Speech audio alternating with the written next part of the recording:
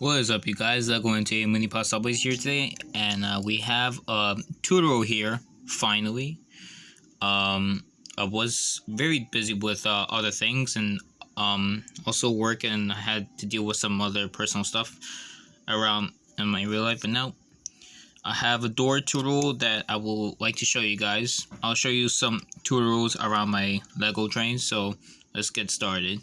Let's go over how I do the door first before I show you some other implications here on the train. So for this, you can see I used one time. Well, it's not in here because I used different pieces. So you could use 1x2 blocks, or you can also use 1x4 blocks. You put at least 3 layers of it, and then you can see here, let me just show you right here. I use a 1x1 block to put on the sides for the windows here. And the windows I used here are 1x2 clear block pieces. Or there's some other options you could use, like this piece over here. You could use a 2x3 window piece, which is it's a different clear piece. Is a different shade. It doesn't matter what kind of piece you use, so you could use either or you could use one of these. You can also use 2x2 window pieces. Well, doesn't matter which color. Well, you could prefer your own colors, whichever you wish you guys want to use.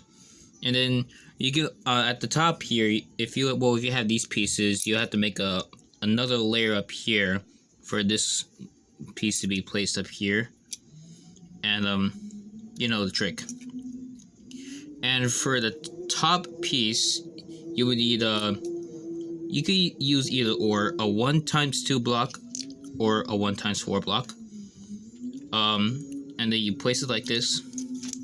And as for this piece, you're gonna need a 1x2 flat piece and a 1x2 flat piece, because when you slide the door, the top here needs to slide on the ceiling, which you'll get to that moment. And you could use a 1x3 piece. I really recommend this type of piece for the sliding on the bottom, and the way it's structured, you'll see why. And that's for the door here, of course. And I'll show you some more implications of how I actually put the door in the train. So let's get to the train I'm trying to show you guys here. I know it's been a long time since I haven't put up another Lego MTA subway action, but I'll get to that, which hopefully will be the next video, because I'm still doing some rearrangements here around the place. So yeah, so as you can see right here, it's a R68A, and no, I did not make another roll sign, which I only made one for now. Hopefully I'll make more soon, and I used a sticker for now, so you can see the sign that was a W.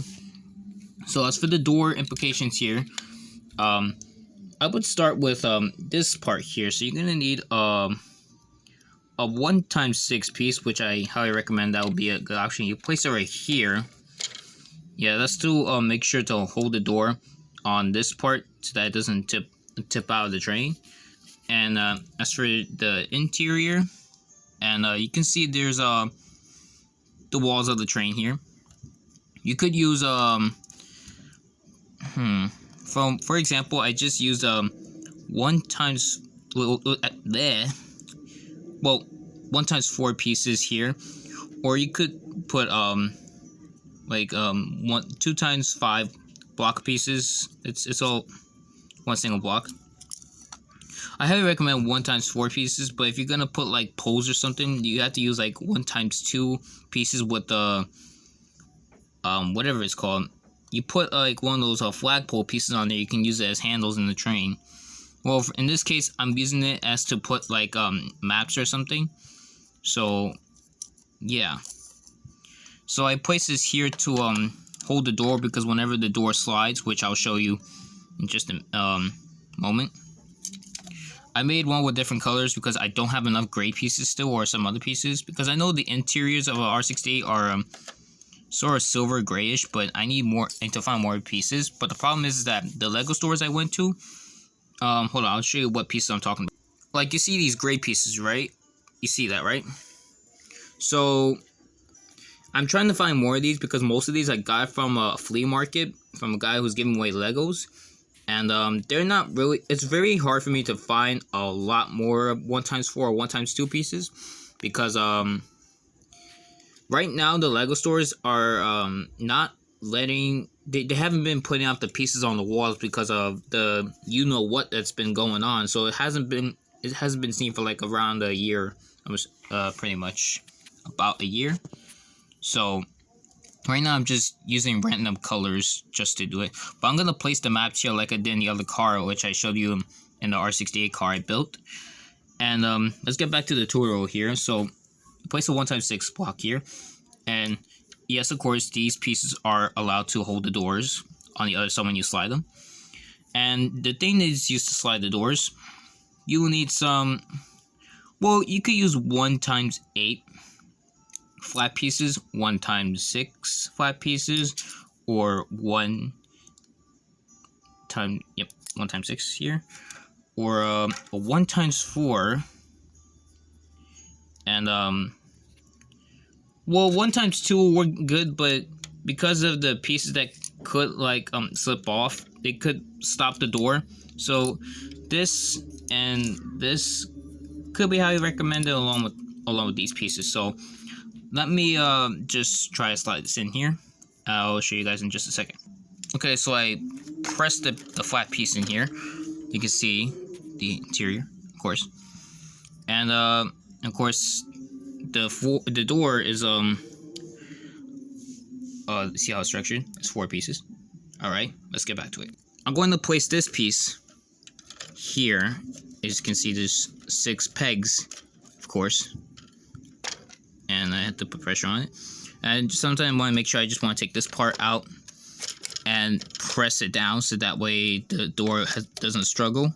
Some doors could be a little stubborn when you build this train, of course. And here you might want to put a piece that holds the door on the other side. So let me get to that. Okay, I have a 1x6 pegs, so I placed it here. And I do the same for the other one. Okay, so I have some more 1x6 pegs, flat pieces, so I'll place it right here. And there we go. There we go. We have placed it in over here. Just make sure that the pieces stand tight. And this is where it gets a little tricky, I believe. Hold up, let me just check. Oh, before I do that, I want to make sure that if you guys have a, well, this is a wide train, so it's like 12 pegs, the width. Is it 12 pegs? Yeah, it should be 12 pegs. So, I'm using 2x10 pegs here, a flat piece. Now, this is to hold the doors on both sides here, so let me just insert it here. And of course, the reason why is that because the door here has a, you see the 1x3 peg block piece. If you put the door here, it's supposed to, you see the gap right here, right? It's supposed to hold it right there. Now we had to do the ceiling first, so let's get to it. Okay, so as you can see here, this is indeed a 12 peg width of the train. It's pretty wide, and it's also it has some flat pieces, of course. You can see it's 8x8 pegs, which is of course the perfect square 64 pieces.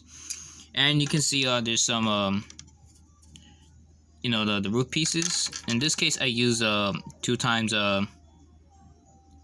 1x2 pieces. I have many of these pieces. These were from the store itself before the pandemic happened, so I did put these on the sides of the train, of course. And I know an R68 has a different roofing at the start, because the R32s have it like this, and the R68s have it like the R46s like that. So I'm going to place it differently here. So I leave a space here so that way I could do a different roof structure.